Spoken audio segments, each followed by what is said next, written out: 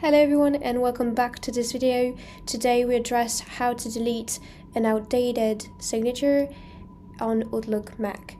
Let's get started.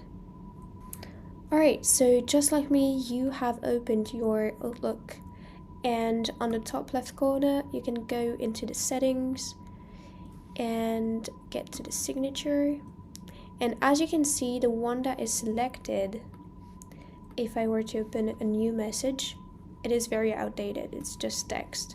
So to change it, again, preferences, signature, I will go right here and directly with the keyboard I can delete it, and now all is left is the one up to date that I want, and I just make sure I select it for both new messages and replies and forwarded messages.